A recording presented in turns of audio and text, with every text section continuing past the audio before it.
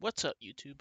I just wanted to delve into a topic very quickly that has been on my mind recently, which is 1% incremental improvement and how it is asymptotic to your growth. So essentially, there's plenty things like conversely, like 1% deterioration um, creates bigger problems down the line. So like things are multiplicative in nature, right?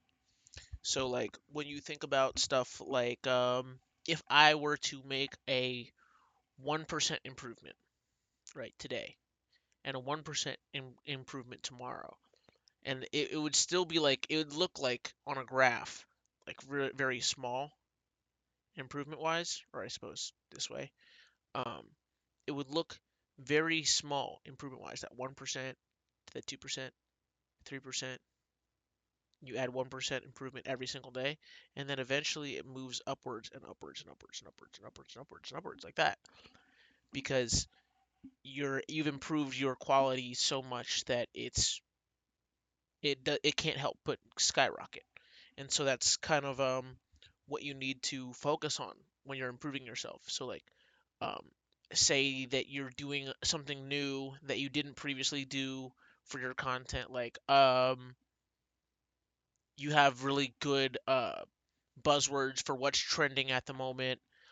You like went in to look at what's trending on Twitter or TikTok or Instagram or I don't know, YouTube, and you've combed the algorithm for what's the most trending thing right now, and then you've curated your tags to do better numbers, and then you're seeing results from that.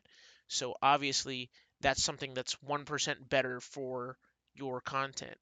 Um, and then you would never want to walk that back. You never want to walk back doing that when it's proven to have worked for you. You'd only want to walk that back when it's no longer proven to work for you. Um, Past that, something you could do is like visual content needs to be good. It needs to be crisp when you're going to upload your videos, so that people can understand you, people can relate to it, people can watch it and have an enjoyable time watching it. It shouldn't be a drag to have to listen to somebody when their audio isn't good or their video quality isn't good. Like nobody wants to watch bad videos. That's not why people are on YouTube.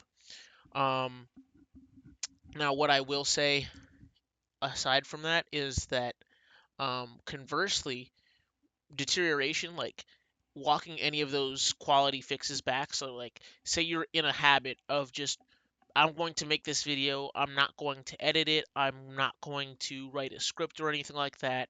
I'm just going to, off the cuff, stream of consciousness, record, and then put out this video, right? That's a certain way you can do something.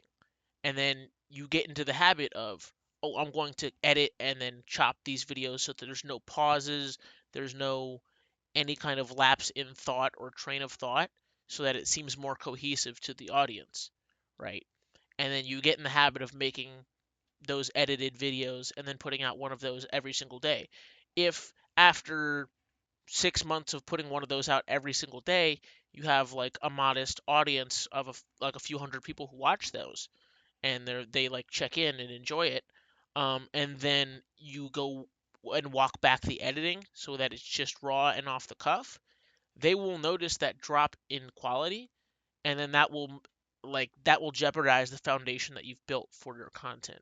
So like basically when a problem arises in your content, you want to deal with it swiftly and get it handled immediately, because small problems lead to bigger problems.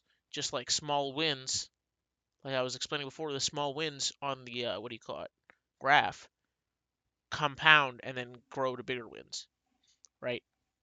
So yeah, that's really what I wanted to talk about. So um, if you can make small improvements every single day to the kind of content that you're putting out there, and yeah, or like this kind of works for anything in your life.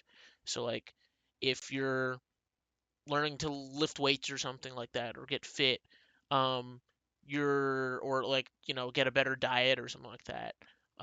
You're not going to expect to run a marathon your first day, or like bench press like 500 pounds, or like, you know, immediately have the best diet with the most balanced and perfect ingredients for every single part of your food. You want to take smaller steps at first. Like you're not going to shock your system into doing that.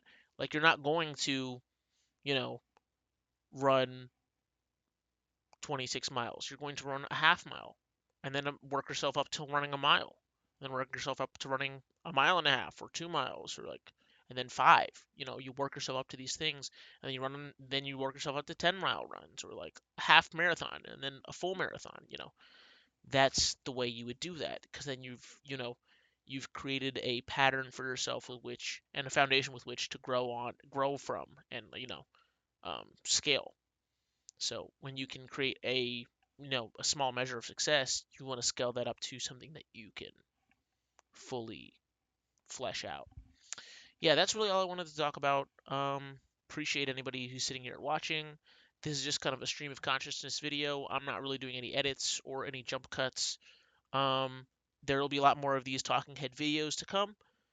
So yeah, subscribe. I'll be here in a couple days or tomorrow. Catch you later.